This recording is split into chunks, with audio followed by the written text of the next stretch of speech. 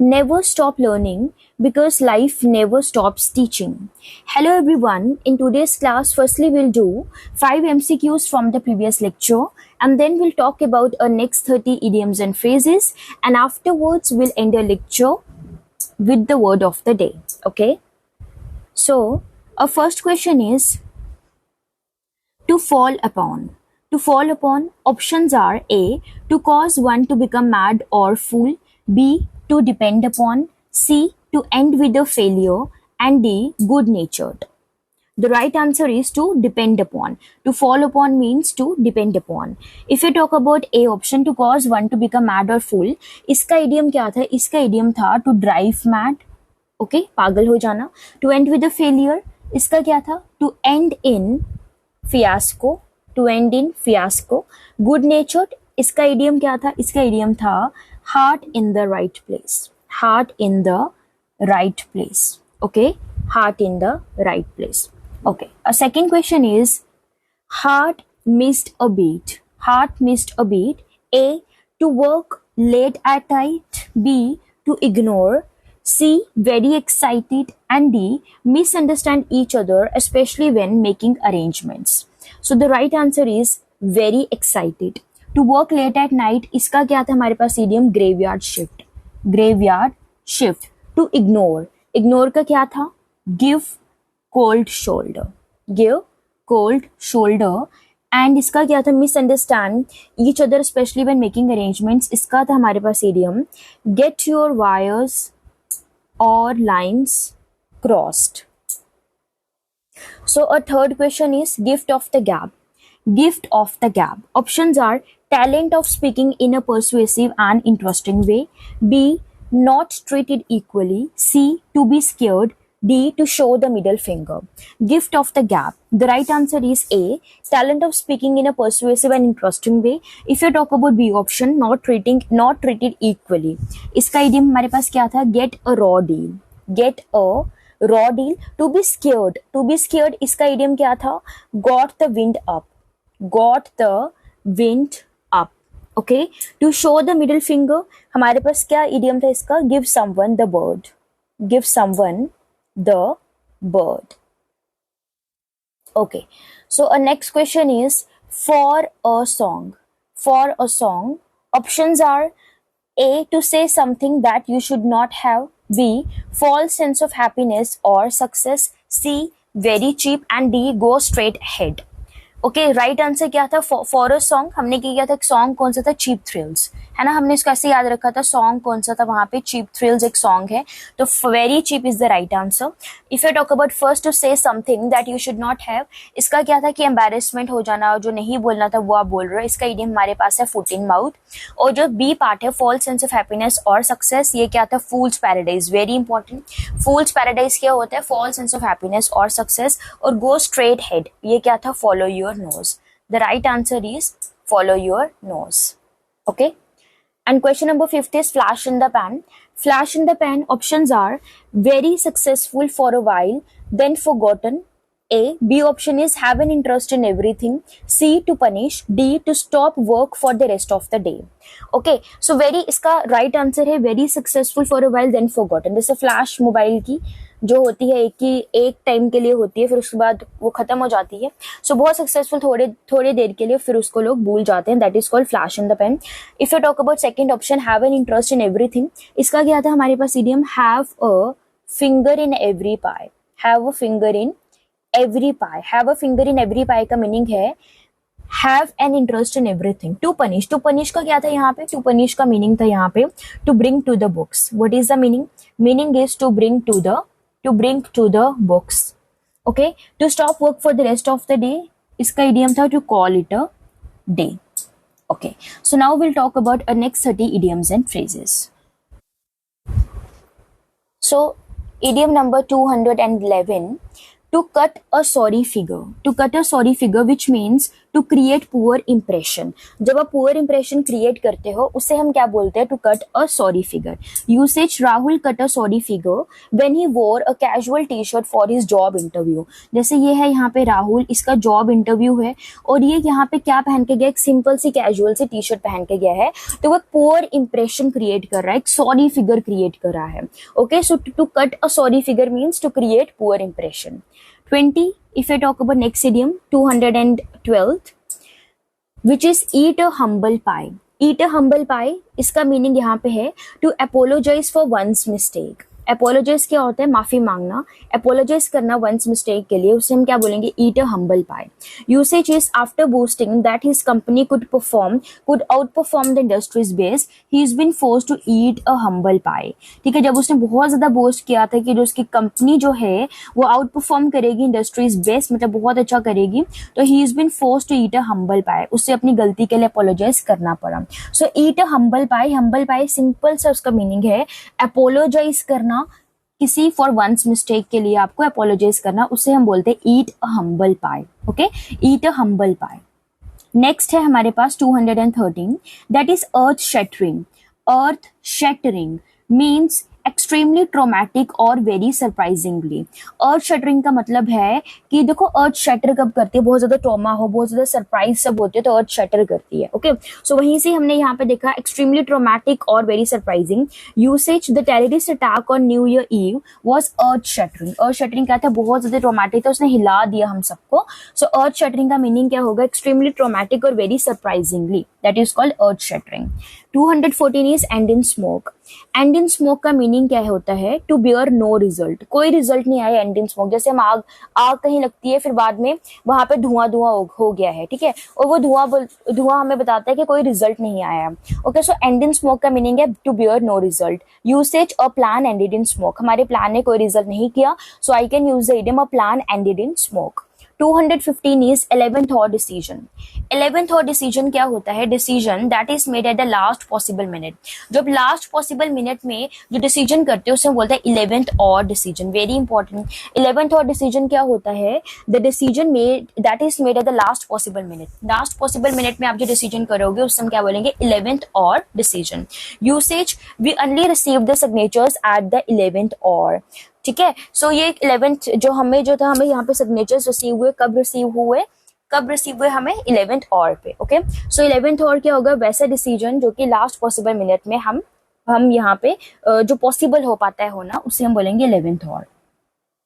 Next is entering the 18th orbit. Entering the 80th orbit, इसका meaning है यहाँ पे celebrating the 80th birthday.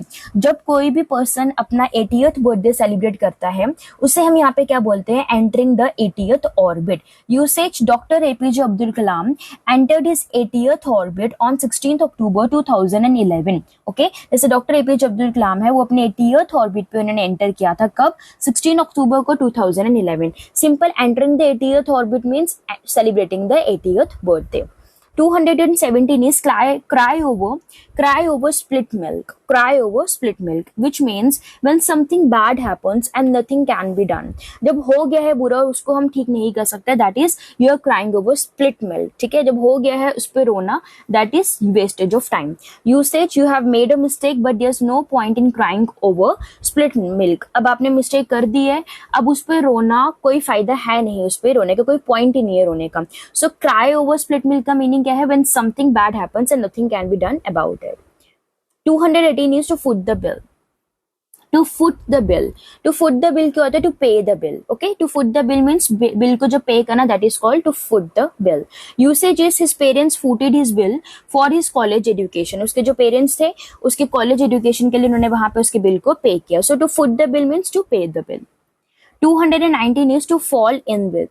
To fall in with का meaning क्या होता है, टू एग्री विद। जब आप एग्री हो उसको हम क्या बोलेंगे, to fall in with. He may fall in with wrong kind of friends. वो रॉन्ग काइंड ऑफ फ्रेंड्स जो है उनके साथ एग्री हो सकता है। So to fall in with क्या होता है, to agree with.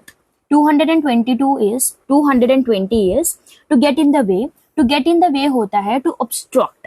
Okay, to obstruct मतलब ऑब्स्टैकल क्रिएट होना, ऑब्स्ट्रक्ट करना, टू गेट इन द वे, उस चीज में आना, उसे बोलेंगे to get in the way.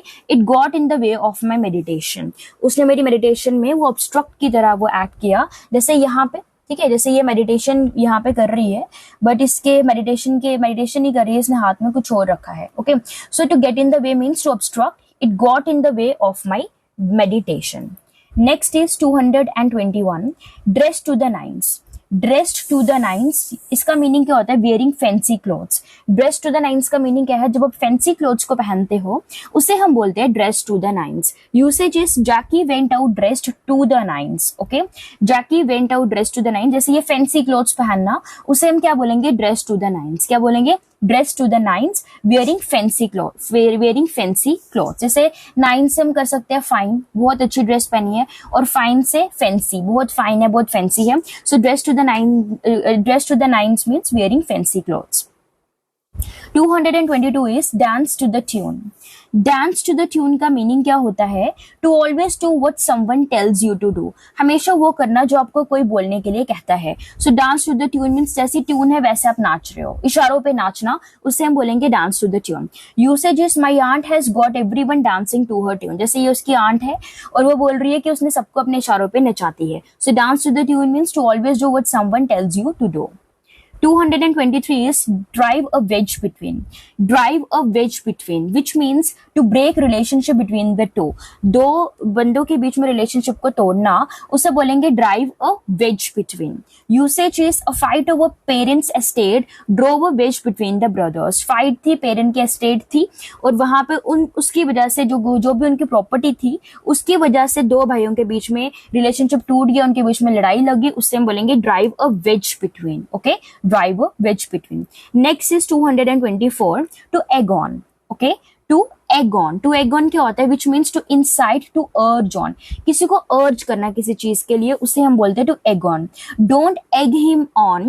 He gets himself into enough trouble without your encouragement. कह रहे उसको urge मत करो, उसको incite मत करो, वो खुद ही ज्यादा ट्रबल में चला जाएगा बिना तुम्हारी encouragement के। So to egg on का meaning सिंपल सी बात है, किसी को urge करना, which means to egg on, किसी को urge करना। Okay, 225 is carry the can. Carry the can क्या होता है? Take the blame for something even though you didn't do it or at only partly at fault.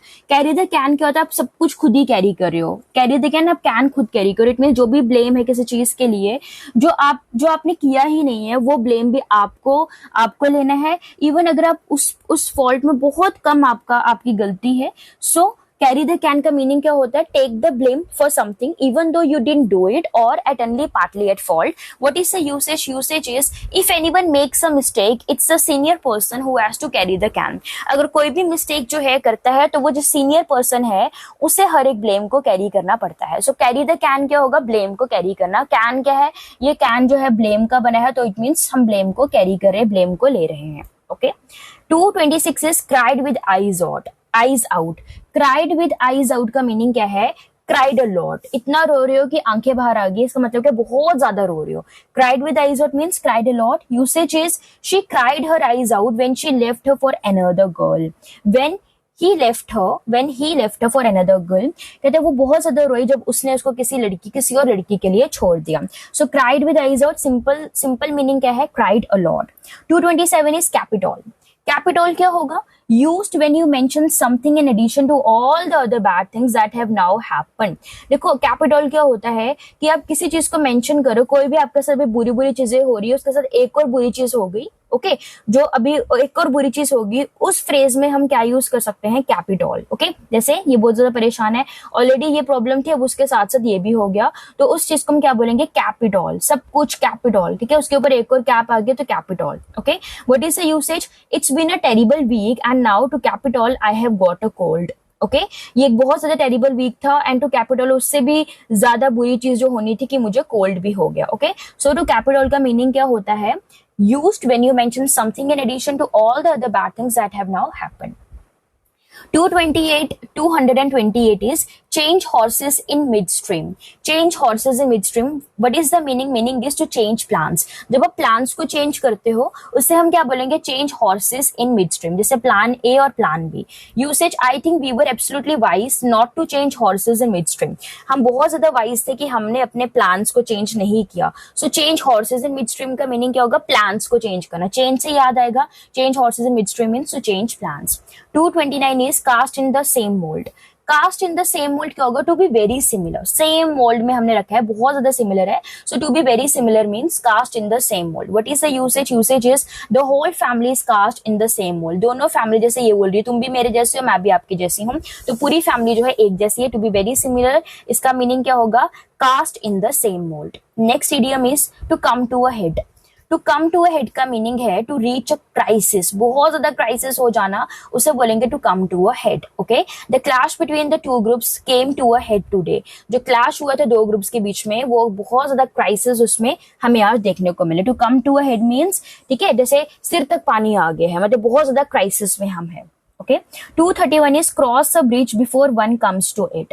Cross a bridge before one comes to it, which means worry about the future in advance. Cross a bridge before one comes to it. पहले ही bridge को cross कर रहे हो अभी वहां पे, before, वहां पहुंचने से पहले ही, before one comes to it. So it means आप फ्यूचर के बारे में पहले वरी कर रहे हो, उसे बोलेंगे cross a bridge before one comes to it. Usage is there is no sense of crossing a bridge before she comes to it. बहुत कोई सेंस नहीं है कि आप फ्यूचर के बारे में अभी से सोच लो. ओके, जैसे ये है एक ब्रिज, सपोज एक ब्रिज को क्रॉस करने लगी है और इससे बहुत डर लग रहा है कि फ्यूचर में अगर हो सकता है वो ब्रिज से गिर जाए या नीचे रिवर है.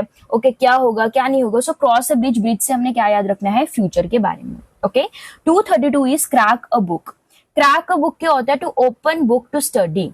To open book to study. Crack जैसे हम एग्जाम को क्रैक करते हैं, वैसे crack a book means to open book to study.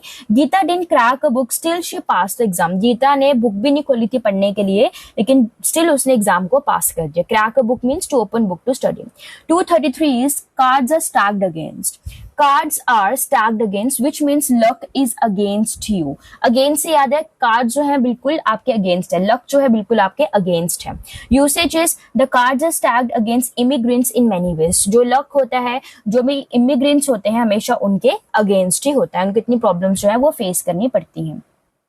234 is cloak and dagger, very important. Cloak and dagger इसका मीनिंग है activity which involves mystery and secrecy. ऐसी activity जिसके अंदर मिस्ट्री है और सिक्रेसी है. Cloak and dagger, mystery and secrecy. She was released from prison in a cloak and dagger operation yesterday. उसको prison से रिलीज कर दिया गया, एक मिस्ट्री में एक सिक्रेसी में, कल उसे रिलीज कर दिया गया. So simple cloak and dagger का मीनिंग क्या होगा? एक ऐसी एक्टिविटी जो कि मिस्ट्री और सिक्रेसी जिसमें इन्वॉल्व होती है.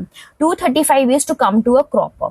To come to a cropper इसका मीनिंग क्या होता है? To fail completely. Completely fail हो जाना, उसे बोलेंगे to come to a cropper. Usage is he came to a cropper by investigating all his money in stock market. वो बिल्कुल फेल हो गया, उसने सारे पैसे जो थे स्टॉक मार्केट में लगा दिए. Okay, so to come to a cropper का मीनिंग क्या होता है? टू फेल कंप्लीटली फेल हो जाना, उसे हम बोलेंगे to come to a cropper. Blow someone's mind. Blow someone's mind, very easy. इसका मीनिंग होता है एक्साइट समवन. ठीक है, एक्साइट हो जाना, उसको बोलेंगे blow someone's mind. Usage is the music really blowed my mind. ठीक है, ये जो म्यूजिक था उसने एकदम से मुझे एक्साइट कर दिया, एकदम से मेरे माइंड को ब्लो कर दिया. So blow someone's mind means excite someone. 237 is blow one's own horn. Blow one's own horn means to praise oneself. अपने आप को praise करना. So blow one's own horn. ठीक है, it means अपने आप को praise करना, उसे हम क्या बोलेंगे?